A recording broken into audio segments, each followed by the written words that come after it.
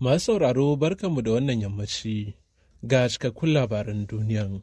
Dubban masu zanga-zanga sun taru a Dakar babban birnin Senegal tare da kiran a gudanar da zaben shugaban kasar ba tare da bata lokaci ba. Zanga-zangar irin ta farko da hukumomin kasar suka bari aka yi tun bayan daukar matakin ɗage zaben shugaban kasar da Macky Sall ya sanar mako biyu da suka gabata. Magoya bayan jam'iyyun adawa da suka shiga zanga-zangar sun rike kwalaye da ke dauke da sakonni daban-daban da suka hadar da muna son yancin Senegal da ba ma son tauye kundin tsarin mulki. A ranar Alhamis kotun tsarin mulkin kasar ta ce abin da Macky Sall ya saba wa doka, inda shi ma ya alkawarin tattaunawa da masu ruwa da tsaki don saka sabuwar ranar zaben. Kungiyar ECOWAS da kasashen yamma sun nuna damuwarsu kan matakin jinkirta zaben a kasar da ake kallo a matsayin mai dorewar dimokuraɗiyya a yankin yammacin Afirka.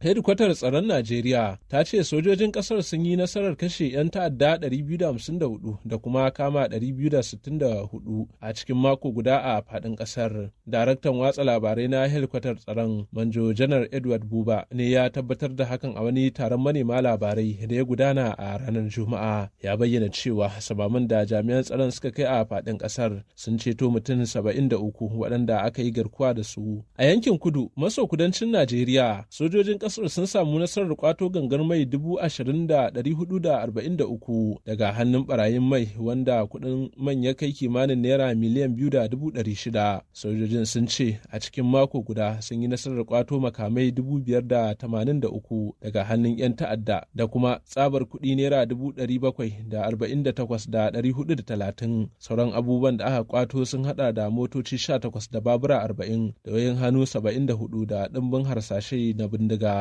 Matsalar tsaro a Najeriya na ƙara kamari duk da jami'an tsaron ƙasar suna ikirarin samun nasara. Arewa maso gabashin Najeriya da kuma arewa maso yammacin Najeriya na daga cikin wuraren da 'yan ta'adda suka fi addaba. Rundunar 'yan sandan jihar Taraba ta karrama wasu jami'anta 4 saboda ƙin karɓar cin hancin naira miliyan 8,500 daga wasu da ake zargin 'yan bindiga ne a lokacin da suke aiki a wani shingen binciken ababen hawa. Kwamishinan 'yan sandan jihar David Iloya Lenomo ne ya karrama jami'an a shalkwatar rundunar 'yan sandan jihar. Mr. Iloya Lomo ya ce jami'an sun nuna halin dattaku da daga darajar aikin ɗan sanda a idan duniya. Kwamishinan 'yan sandan ya ce zai gabatar da jami'an 4 da babban sifetan 'yan sandan ƙasar domin yi musu ƙarin girma da kuma duba yiwuwar karrama su da lambar yabo. Har wa yau a Najeriya dai, gwamnan jihar Katsina Dukko Umar Radda ya saka hannu kan wata sabuwar doka wadda ta haramtawa jama'a ɓoye kayan abinci a jihar. Dokar ta haramta ɓoye duk wani nau'in tsaba da hatsi wanda suka hada da shinkafa, masara, gero da dawa da waken suya da gyada da sauransu. Dokar ta tanadi cewa duk mutumin da aka kama ko kamfani yana ɓoye kayan abinci za a gurfanar da shi a gaban kotu domin a yi masa hukunci kan sabawa sashe na 114